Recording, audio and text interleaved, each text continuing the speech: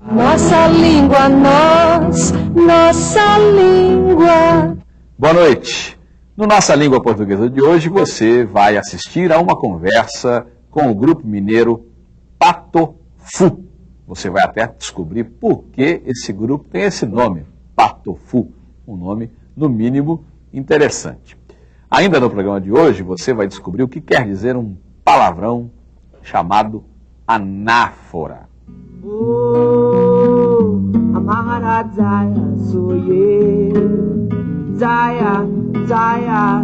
Temos ainda o Lulu Santos. Primeira na vertigem, como em qualquer paixão. E daqui a pouco a gente volta. Língua portuguesa, nossa língua portuguesa, nossa língua, nossa língua, nossa língua portuguesa. Nossa língua. Nossa língua portuguesa. Nossa língua portuguesa, Nossa língua, nossa língua portuguesa. Nossa língua, nossa língua, nossa língua portuguesa. Nossa língua, nossa língua. Bom, a gente volta aqui agora para conversar com dois dos integrantes do Patofu, né? O John e a Fernanda Takai, a quem eu agradeço pela presença. Muito obrigado. Obrigada pelo A gente convite. agradece. Aliás, a Fernanda tem a sua voz registrada na trilha do Nossa Língua Portuguesa, a obra do Helios Skindi, né? Que convidou você para fazer uma das vozes, né? É interessante o processo dele de composição, que cada um vai lá e participa e no final você não sabe como vai sair, né? Porque ele vai colhendo as amostras ali de cada voz, de cada estilo de cantar, e no final o resultado foi fantástico, né? Você gostou? Eu vi metade do trabalho, eu peguei o final, assim, mas as pessoas que ouviram, gostaram bastante. Você me disse que está gravando um CD e por isso ainda não pôde ver A gente o resultado final. Está internado em estúdio de 10 às 10 todo dia. E só as funções básicas da vida, comer, dormir e gravar. Isso é muito interessante, comer, dormir e gravar, função básica. Por falar em função básica, é função básica de quem trabalha com a língua representar tudo que diz respeito à sua cultura. Em muitas das canções de vocês existe uma terminologia, um palavreado e até uma sintaxe de determinadas regiões do Brasil, especificamente, imagino eu, Minas Gerais, né? Não sei se estou enganado, acho que não, né? Como é que é isso? Você está me falando que o pessoal confunde as coisas e tal, como é que é isso, John? É que às vezes a gente usa um sotaque exagerado de mineiro do interior, assim, mas bem propositadamente. Não que a gente não tenha sotaque de mineiro, eu acho que tem, mas não exageradamente como a gente usa em algumas músicas e algumas pessoas esperam que a gente, quando começa a falar, fale igual nós moramos aqui no Poeirão, né? Aquela coisa que tá aí, né? Como nessa música Vida Imbecil, que você citou. Essa Vida Imbecil me lembrou uma referência, eu imaginei isso, pensei nisso, uma referência ao famoso poema do Drummond, outro mineiro, né, maravilhoso. O poema chamado Cidadezinha Qualquer, um poema muito pequeno, né? Que termina justamente assim: eita vida besta, meu Deus, né? Eita vida besta, meu Deus. Qual é a relação de vocês com Drummond, por exemplo, por ele ser um ser tão representativo da mineirice e da universalidade, né? O que vocês têm com... O Drummond, o que eu gosto nele é justamente esse álibi que ele me dá. Né? Se o Drummond, ele pode dizer, eita vida besta, então verdade. Eu posso falar, eu levo uma vida imbecil ou algo assim, sem ser tomado por ridículo, pelo menos a priori. É possível que a minha letra seja bem inferior ao Drummond, mas não por eu usar esse tipo de termo, né? Quer dizer, essa liberdade que ele tinha, e assim como muitos outros poetas, assim, eu acho que é uma coisa muito legal. E quando a gente pensa, pô, eu quero ser um compositor, eu quero ser um bom letrista, e você pensa que aqui no Brasil, então tá, quem são os bons letristas, né? Chico Buarque e Caetano Veloso, então eu tenho que me esmerar ao máximo, né? E talvez eu não seja tão bom quanto eles em coisas corretíssimas, assim, digamos, Ou de a nível achados português, mesmo, né? ou de achados. Formas então, de falar as coisas. então eu tenho que usar realmente os elementos que eu tenho, né? Da sua própria cultura. Justamente. E, aliás, essa música aqui, Vida Imbecil, termina com citações de canções italianas. Eu vejo duas aqui, uma do Sergio Endrigo, né, Io che amo solo te, e outra do Pino Donaggio, Amore Scusami, Nossa, né? acho que nem Isso sabia é cultura de direito. televisão, né? Isso é uma coisa de ver propaganda de disco da Keitel, assim, Sim. aquela coisa de disco italiano na televisão, mas, eu vou usar essas duas frases, assim, e você junta elas, quer dizer, muitas letras minhas eu acho que eu procuro muito de sonoridade da língua, algumas coisas que podem soar até esquisitas.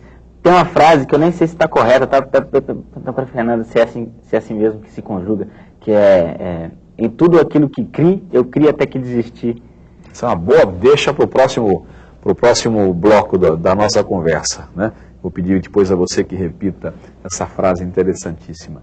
Eu vou interromper um minutinho para falar no próximo bloco de uma coisa esquisitíssima, a palavra assusta, anáfora. Anáfora. E depois eu volto a bater papo aqui com dois dos integrantes do Patofu. Até já.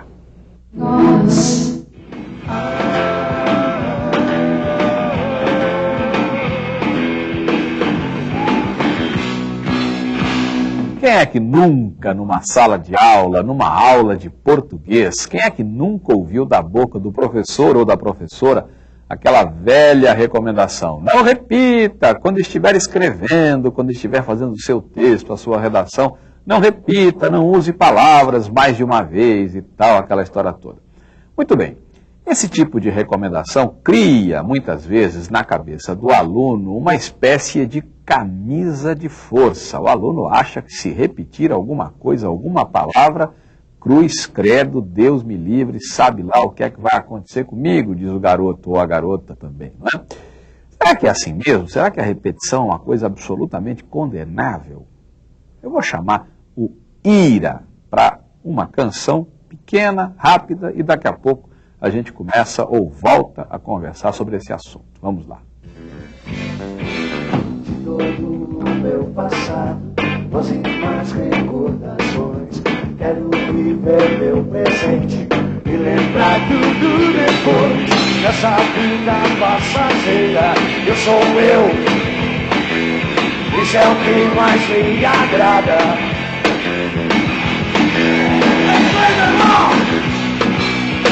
Flores em você.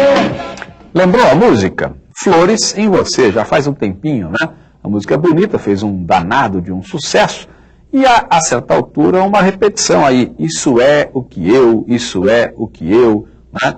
Isso é o que e tal. Essa estrutura se repete uma vez, outra vez e tal, e é uma repetição até leve, uma coisa que dura pouco e tal, não chega nem a incomodar, não chega nem a causar motivo de percepção, mas é uma coisa perfeitamente possível nesse tipo de texto, nenhum problema. Eu vou mostrar agora a você uma repetição muito mais intensa, muito mais exagerada e que tem tudo a ver com a proposta do texto. Eu vou chamar o meu querido Chico César. Vamos lá. Quando não tinha nada, eu quis. Quando tudo era ausência, esperei. Quando tive frio, tremi. Quando tive coragem, liguei. Quando chegou carta, abri. Quando ouvi Prince, dancei. Quando o olho brilhou, entendi. Quando criei asas, voei. Quando me chamou, eu vi. Quando dei por mim, tava aqui. Quando lhe achei, me perdi. Quando vi você, me apaixonei. Amaharazaya sou eu. Zaya, Zaya, Aingadum. Essa canção se chama A Primeira Vista e o Chico César usa o tempo todo a palavra quando. Todos os versos começam com a palavra quando. Aliás, é bom que se diga, eu já ia esquecendo, o nome desse recurso é anáfora. A anáfora é simplesmente isso, a repetição de uma palavra, de uma expressão, no início de vários versos, né? No início, no caso do texto poético, no início de vários versos. E esse recurso na linguagem poética é absolutamente possível, absolutamente forte, extremamente forte. É um recurso que convence, é um recurso que chama a atenção para aquilo. Torna-se uma repetição necessária. Então veja bem, vamos com calma e não vamos confundir. Alguém pode dizer na sala de aula, mas o poeta tal repete. Claro que ele repete. Ele faz poesia, ele faz literatura, ele tem outras preocupações com a linguagem. Tem também a preocupação de causar determinados efeitos. Efeitos que na poesia são perfeitamente possíveis, como fez aqui o Chico César maravilhosamente. Claro, no seu texto dissertativo você não vai ficar repetindo. Eu me lembro de um programa humorístico que existia quando eu era garoto, né, faz muito tempo.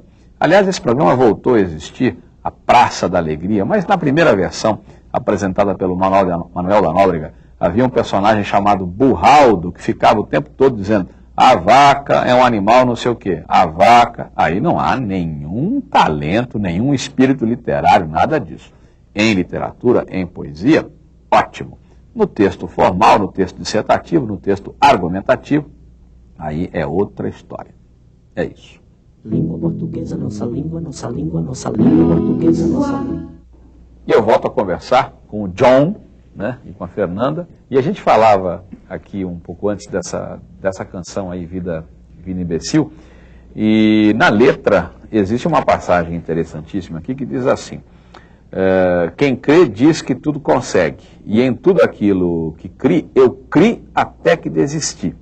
Essa é uma pergunta, não sei se vocês sabem desse detalhe, mas é uma pergunta que os alunos sempre fazem na aula sobre verbo, né? Sempre vem um bilhetinho ou alguém que levanta a mão e pergunta como é que é o pretérito perfeito do verbo crer, né?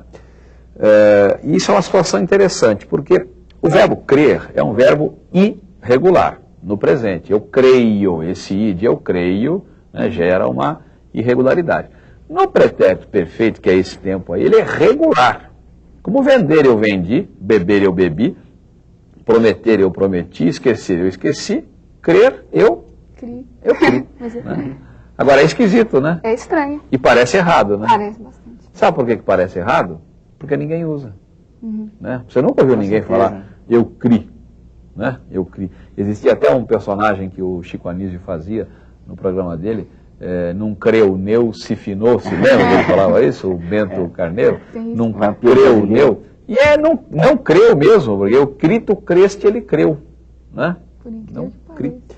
Mas essa coisa da mineirice, vamos falar mais um pouquinho disso. Eu entrevistei uma vez o Fernando Brant, lá em Minas Gerais, na casa dele, lá em BH, e ele me contou uma história que eu não sabia, a história do trem. Ele me disse que em Minas, isso eu sabia, que em Minas tudo é trem, eu só não sabia que o trem não é trem, né? O trem é a coisa. É verdade, mesmo ele me enganou, como é que é isso? Mas é folclore, bem... né? Folclore, mas é bem por aí, assim. É bem mesmo? Tem até uma música chama Água, né, no disco Tem Mas Acabou, que fala, né, existe todo dia, não é? Como é que você canta mesmo? Existe todo dia, 1h da noite, em que um trem... Um trem no meu peito me diz. Né? Um dia vai cair. Que é um sentimento. O trem é tão genérico lá em Minas mesmo. Eu até fiz questão de, quando eu estava fazendo essa música, eu vou fazer uma música que usa essa palavra trem, assim, sem ser o trem de ferro. Justamente porque eu acho que eu acho que a marca registrada, assim, do mineiro é falar trem. Como andam os trem. O trem de mineiro nunca tem plural. Você nunca vai falar os trens, né? Os jamais, trens. Jamais. Isso é uma coisa interessante. Não há plural, de jeito nenhum. Né?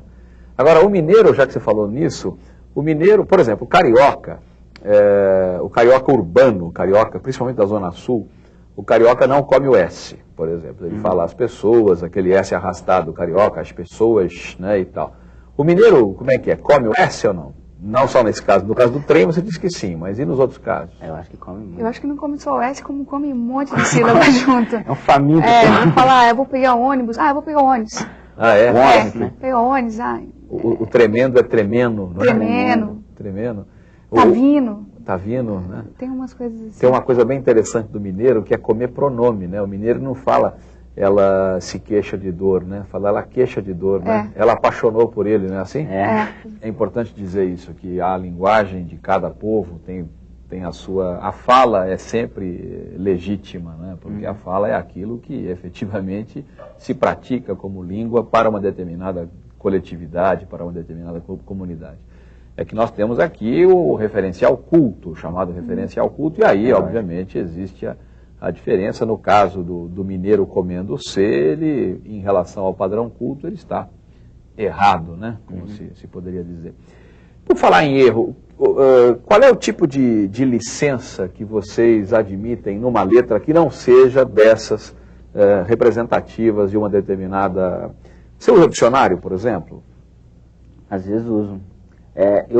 Eu procuro que os meus erros sejam intencionais, eles não soem como uma piada interna, que só eu entenda que está errado. Assim, é um erro que tem alguma justificativa mesmo, tem alguma coisa funcionando ali. Fora isso, eu faço um esforço para não ter nenhum erro que eu acho que está certo, mas está o erro ali. Eu tenho essa preocupação. Vamos explicar para o telespectador por que patofu, né? Patofu é uma luta de pato chinês, ou seja, Kung Fu de pato. E até é bom lembrar que patofu não tem acento, porque Kung Fu não tem acento, né? E geralmente as pessoas acentuam o fu.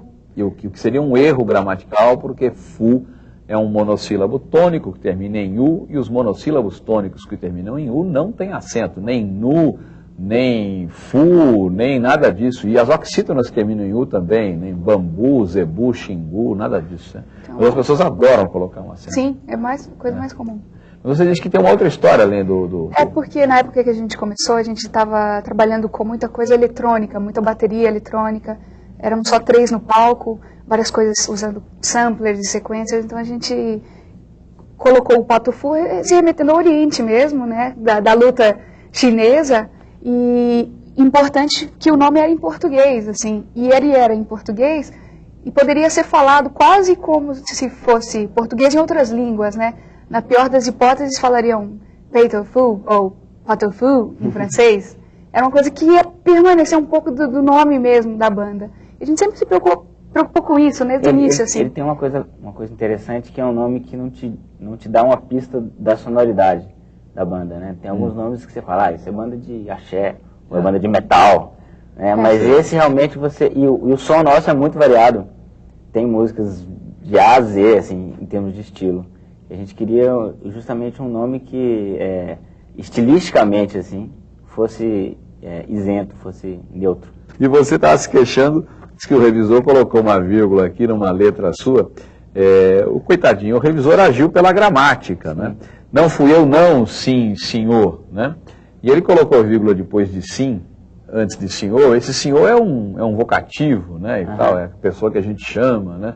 E na gramática tradicional, o vocativo deve sempre ser virgulado, né? Cala a boca, menino, cala a boca, vírgula, menino, né? E por aí vai. Maria, sai da lata, Maria, vírgula, sai da lata, né? Maria sendo vocativo. Você acha que isso alterou a mensagem, a sonoridade? Você estava entendendo o sim, senhor quase como uma palavra só, é isso? É o sim, senhor não sei se é de mineiro, mas é o sim, senhor. Quer dizer, eu acho eu mandei o texto já revisado por mim mesmo, assim, e pus as vírgulas onde eu achava que era, né? E alguns eu sabia que ali tinha que ter uma vírgula gramaticamente, ou não tinha, e pus diferente, porque para mim isso é poesia. E eu acho que aí eu tenho uma licença poética de ter essas acentuações aonde eu quiser. Então, para mim, esse sim senhor é um eu não sei como chama, é uma expressão que eu quis quase mostrar. uma interjeição, né? Ela como se fosse uma coisa só, um sim senhor. Quase um caramba, né? Qualquer coisa assim, né? Uma palavra só. Tá bom, eu lamento, mas a gente precisa terminar, né? Mas foi muito bom conversar com vocês. Obrigada. Eu agradeço de novo a você pela voz. Que isso. Fui escolhida de tantas pessoas maravilhosas aí, tantas cantoras. E muito obrigado a vocês pela presença. Obrigado, e sucesso. Obrigada. Bom, obrigado. bola pra frente, agora é bola no chão. Determinadas palavras sempre trazem problemas na hora do vamos ver, né? Na hora da grafia, como é que é, junto, separado, com S, com Z e tal, aquela coisa. Eu vou chamar o pessoal do grupo Engenheiros do Havaí para uma canção na qual existe uma palavra, eu quero ver se você descobre qual é, uma palavra que muita gente na hora de escrever, né, fica naquela. E aí, como é que é? Vamos ouvir. Volta voando, vinda do alto, derrete o chumbo do céu. Antes que eu saia pela tangente, no giro do carrossel. Alguma volta, ponteiros parados, tudo dança em torno de ti. Volta voando, fim da viagem, bem-vindo à vida real. Essa canção que você ouviu se chama Simples de Coração. Simples de Coração. E nela há a tal palavra. Descobriu qual é ou não? Se você não descobriu, uma nossa telespectadora vai dizer para você qual é, porque ela também tem dúvida a respeito da bendita. Vamos ouvir. A palavra bem-vindo é com N ou com M? Que lá em casa é uma teimosia danada. Pois é, a dúvida é sobre a palavra bem-vinda. Bem-vinda. E a nossa telespectadora realmente tem razão, porque a confusão é medonha. Se você andar por aqui, você vai ver, por qualquer cidade brasileira, você vai ver em tabuletas, aí, em placas, você vai ver bem-vindo com hífen e com M de Maria, né? Bem-vindo sem hífen e com N de navio, tudo junto. Ou até bem-vindo com M de Maria, mas sem hífen, duas palavras, né, uma separada da outra.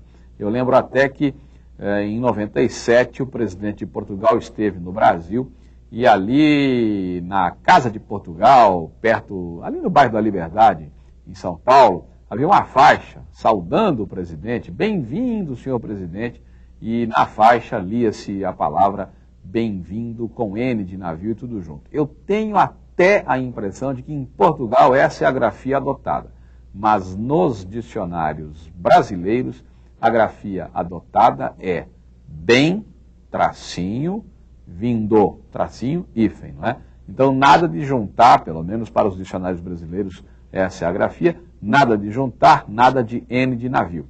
Duas palavrinhas unidas pelo hífen. Bem, com M de Maria, vindo, bem-vindo. O dicionário do Aurélio, por exemplo, diz que bem-vindo tudo junto, sem hífen e com N de navio, é nome próprio, nome de homem, bem-vindo. No feminino, bem-vinda, nome de mulher, aí tudo junto, com N de navio.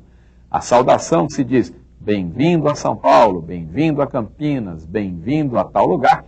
Aí sim você vai escrever nos dicionários brasileiros, é assim que está. Você escreve com M de Maria, com hífen. Claro, a palavra seguinte, anexada a bem, com hífen. É isso. Língua portuguesa, nossa língua, nossa língua, nossa língua portuguesa, nossa língua. Chato, com X ou com CH? Claro, com CH, e essa é uma palavra que todo mundo sabe. E aí, o som do CH? O CH tem som de quê aí? Tem som de X, não é? E o X de lixo? Ou lixo é com CH, como é que é? Acho que não, né? Todo mundo sabe. Lixo se escreve com X. O som do X de lixo é som de quê? Som de CH? Não. O X de lixo tem som de X mesmo. Afinal das contas, o nome da letra é X. E se o nome da letra é X, o X de lixo tem som de X. Acredite. É o CH de chato que tem som de X. Não é o X de lixo que tem som de CH. Confusão? Não, não é confusão não. O C e o H juntos tem som de X. O X de lixo tem som de X. A letra se chama X. Será que o X sempre tem som de X? Nem sempre. Às vezes o X tem som de quê? Por exemplo, máximo. Não é? Esse máximo tem som de dois S's, né? Como se tivesse sido escrita a palavra com dois S's, né? Máximo. Será que acabou por aí o estoque de sons do X? Eu vou chamar o Lulu Santos para que ele cante uma canção em que há uma palavra que se escreve com X, X que apresenta nessa palavra um outro som. Vamos ouvir. Depois era um vício, uma intoxicação, me corroendo as veias, me arrasando pelo chão, mas sempre tinha a cama pronta, pegando no fogão. Pois é, nessa canção chamada Casa, canção muito bonita, o Lulu Santos pronuncia muito bem aí uma palavra que muita gente não sabe pronunciar não, muita gente pronuncia mal. A palavra é intoxicação, intoxicar, intoxicado e por aí vai. É assim que se diz isso, não é intoxicar, não é intoxicado, não é intoxicação, nada disso. E não é tóxico, é tóxico. Da palavra tóxico vem todas essas aí. Intoxicado, intoxicar, intoxicação e por aí vai. Esse X deve ser lido como se houvesse aí um C e um S, não é? Ou no alfabeto fonético um K e um S, para quem prefere essa linguagem, não é? Intoxicar. Mas o X ainda apresenta outro som. Vamos ver.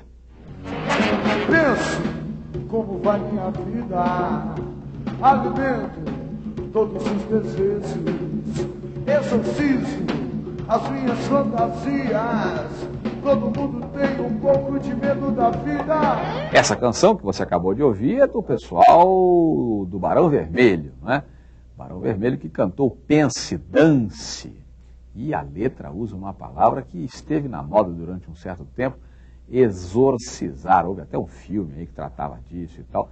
Exorcizar. E exorcizar é difícil falar, não é? Exorcizar. X. X logo no começo. EX. Exor. É X. O nome da letra é exorcizar. Esse X tem o mesmo som do X de exame, por exemplo. Tem o mesmo som do X de êxodo, por exemplo. Então nós vimos 4 sons do X. O X de máximo, que é diferente do X de lixo, que é diferente do som de intoxicar, que é diferente do som, ixi Maria, que confusão, do som, não é do som, não, é do som do X de exorcizar, o X de exame. E o X ainda aparece num outro caso, por exemplo, na palavra excesso, que se escreve com X e C no começo, e esse X, na verdade, foneticamente, acaba produzindo com o C, o X e o C juntos produzem um som só. O nome disso é dígrafo, 2 letras que juntas produzem apenas um som. O X ainda, então, pode entrar nessa história aí do dígrafo, não é? É isso. Língua portuguesa, nossa língua portuguesa, nossa língua, nossa língua, nossa língua portuguesa. Nossa língua. Nossa língua portuguesa.